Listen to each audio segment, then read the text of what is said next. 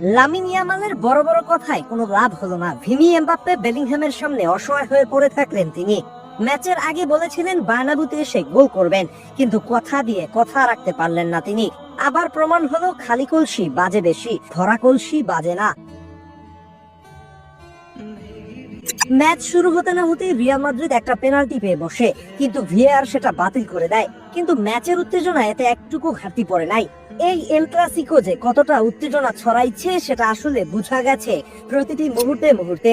Mbappe, Vini, গুলাররা একদিকে আগুনের ফুলকি ফোটাচ্ছিলেন, অন্যদিকে লামিন, রাশফোর্ড, ফেরান যেন রিয়াল ডিফেন্সের নাবিশ্বাস এক করে দিচ্ছিলেন। একদিকে এমবাপ্পে যেন সেই বিশ্বকাপ ফাইনালের এমবাপ্পে হয়ে গিয়েছিলেন।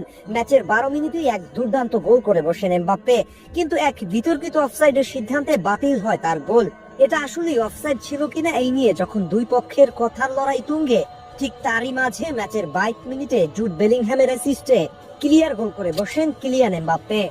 এবার আর কোনো অফসাইডের বাধা নিষেধ নেই, সেলিব্রেশন চলে পুরো বার্নাবিউতে। কিন্তু একটু পরেই পুরো সান্তিয়াগো বার্নাবিউ সাদা আকাশকে কালো মেঘে ঢেকে দেয় ফার্মিন লোপেজের এক গোল। এই সিজনে ম্যানচেস্টার ইউনাইটেড থেকে আসা সোনার টুকরা রাশফোর্ডের পাস থেকে ফার্মিন এই গোলের পর লামিনরা উল্লাসে ফেটে পড়েন বার্নাবিউর দর্শকদের সামনে। কিন্তু তাদের এই উল্লাস বেশিক্ষণ টিকে থাকলো না।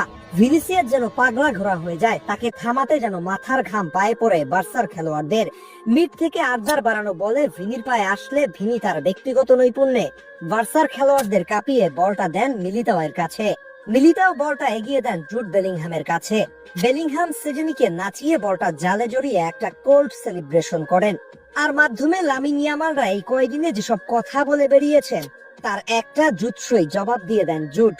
কথা হবে মাঠে, জুড যেন এক হাসি দিয়ে বুঝিয়ে দিলেন সেটাই। 2-1 গোলে এগিয়ে যায় রিয়াল মাদ্রিদ।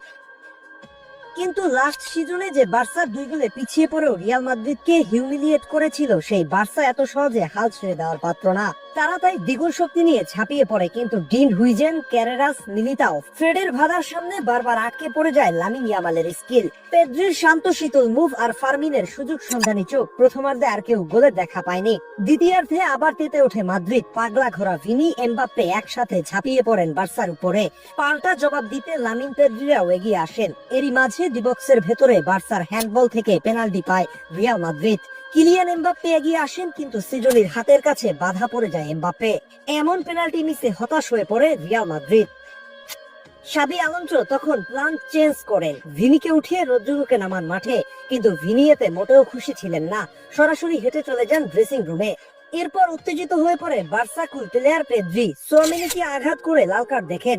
এরপর শুরু হয় গ্যাঞ্জাম। সেই গ্যাঞ্জামে প্রমাণ পায় এটাই এল ক্লাসিকো। এই এল ক্লাসিকোর জন্য অপেক্ষা করছিলেন সারা বিশ্ব। শেষমেশ 2-1 ম্যাচ হারে ম্যাচের আগে বড় বড় কথা বলা বার্সেলোনা। রিয়াল চলে যায় 5 পয়েন্ট উপরে।